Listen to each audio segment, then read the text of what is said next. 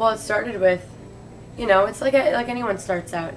There's one person or one thing that kind of shows you a glimpse of a different world. Like my brother was into the Residents and into Throbbing Gristle and into Diamante Galas, and he taught me about that stuff. And then I'd be like, well, what are like the Residents? What are like Throbbing Gristle? How are these people related? What's relating them? And then you start digging around and finding records and things like that, and then you make your own web of music that, and yeah, you just gotta dig. And people think that they can, these days it's so easy, you have access to so much music that people don't listen to it, and they don't create that web of how everything's connected.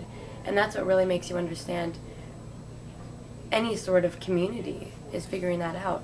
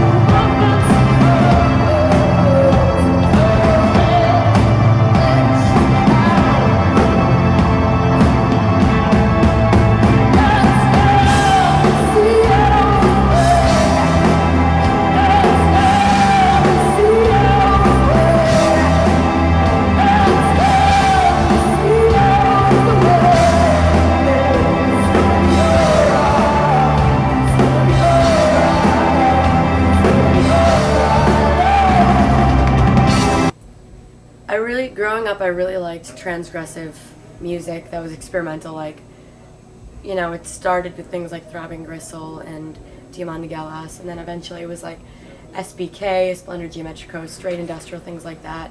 And then, just finding things. I just like music where people are rascals. I like rascals. I like people that make music because they want to stir something. And it doesn't have to sound transgressive, but it just has to be. It has to be something challenging, and even if it's just a challenge for the person to make the music, like someone like Jan Deck, or even like Daniel Johnston. That's an easy one, But I guess when I like wanted to do Zola Jesus, I wanted to make. At first, I wanted to make challenging music, but I realized that I make pop songs, and what's challenging for me is to create a pop song that can say a lot of different things. Because these days, pop music is accessible and also really bass, and I think it's important to find transgression in all sorts of music, especially the most accessible kind, because the most people are listening, and you can say something a lot greater.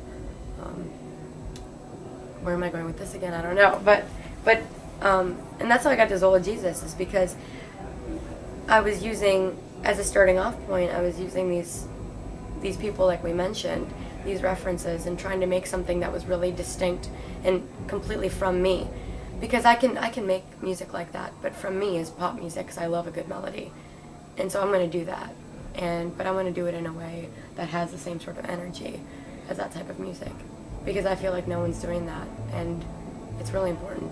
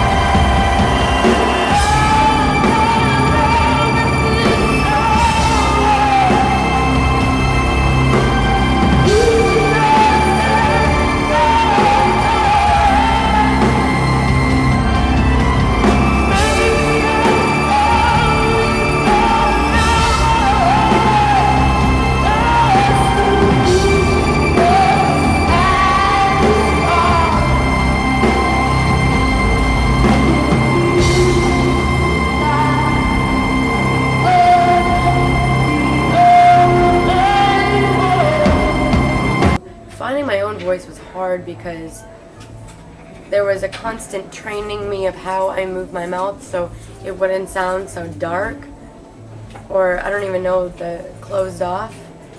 And so I was constantly trying to change the way my voice sounded because it wasn't the right technique. It wasn't the right sound. So that was a struggle, and by the end of that I just gave up and I said, well, this is how I sound.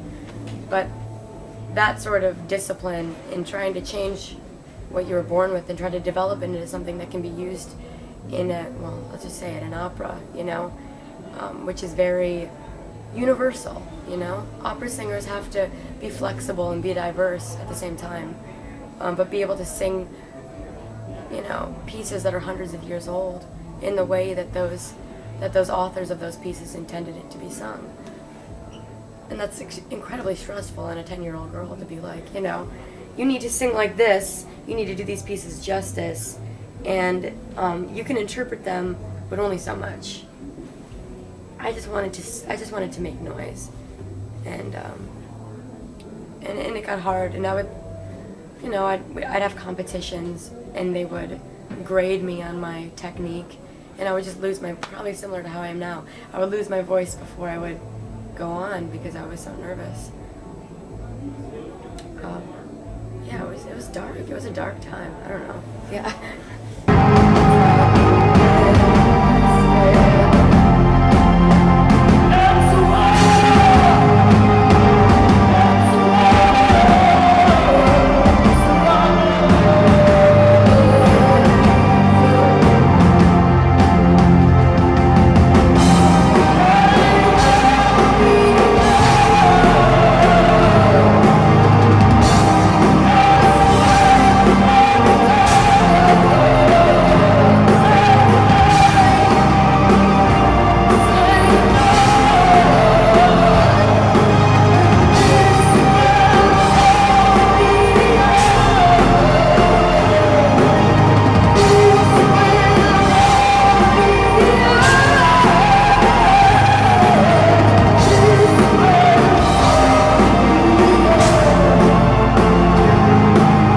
I was in Toronto all but 2 days ago, and I step off stage after a sweaty, emotional set, whatever, not important, but I step off stage into the backstage area, and there are two girls there, one with the camera taking pictures of me as I'm stepping off stage, going, oh my god, we made so many problems on stage, what'd you guys all think?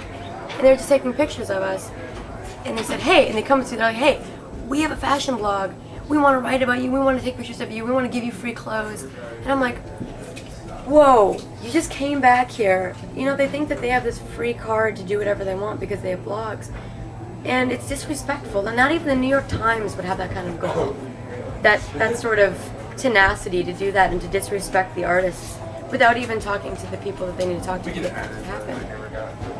And, you know, anyone can have a blog, you know, and it's hard because people will read it and think they know what those people are talking about, but they're just kids. They're just kids trying to form their ideas and try to learn what they like about music, but they're doing it in a way that's really critical and public, and I don't know. It's a strange world.